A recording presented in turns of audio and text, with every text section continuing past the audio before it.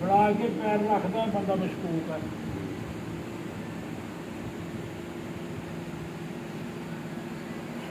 ਉਹਨੇ ਕਿਹਾ ਇਹ ਬੰਦਾ ਮਸ਼ਕੂਕ ਹੋਇਆ, ਇਹ ਚੋਰ ਇਹ ਵੀ ਆ ਬਹੁਤ ਵੱਡਾ, ਸ਼ਾਇਦ ਤੁਹਾਨੂੰ ਨਹੀਂ ਪਤਾ। ਪਤਾ ਕਿਉਂ? ਇਹ ਮੁੰਡੇ ਦਾ ਪਿਓ ਵੀ ਚੋਰ ਆ। ਸਹੀ ਟੱਬਰੀ ਚੋਰ ਆ। ਹਾਂਜੀ ਹਾਂਜੀ, ਇਹ ਇਮਰਾਨ ਆਪ ਚੋਰ ਹੈ, ਮੁੰਡੇ ਕੁੜੀ ਦਾ ਪਿਓ ਆ। ਕੁੰਡੀ ਜਿੰਨਾ ਕੋਠੇ ਦੀ ਚੋਰੀ ਆਪਣੇ ਪਿੰਡ 'ਚ ਇੱਕ ਨਹੀਂ ਇਹਨੇ ਕੀਤੀ, ਇਹਨੇ 50 ਚੋਰੀਆਂ ਕੀਤੀਆਂ। ਮੈਂ ਪਿੱਟ ਲਿਆ ਉਦੋਂ ਦਾ ਵੀ ਇਸ ਮੁੰਡੇ ਦਾ ਦਾਖਲਾ ਬੰਦ ਕਰੋ। ਜਿੰਨਾ ਬੱਕਰਾ, ਜਿੰਨਾ ਮੋਬਾਈਲ, ਜਿੰਨਾ ਛੋਟਾ ਛੋਟਾ ਕੰਮ ਆ ਸਾਰਾ ਇਹਨੇ ਚੱਕਿਆ। ਤੁਹਾਡੇ ਜਿਹੜੇ ਉਹ ਡੱਬੇ ਜਿਹੇ ਚੱਕੇ ਸੀ,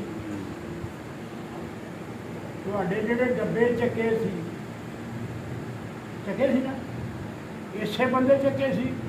ਤੁਸੀਂ ਛੱਡਤਾ ਸੀ ਇਹਨੂੰ। ਡੱਬੇ ਚੱਕਣ ਤੋਂ 20 ਦਿਨ ਬਾਅਦ ਤੁਹਾਡੇ ਮੋਬਾਈਲ ਚੱਕੇ ਨੇ।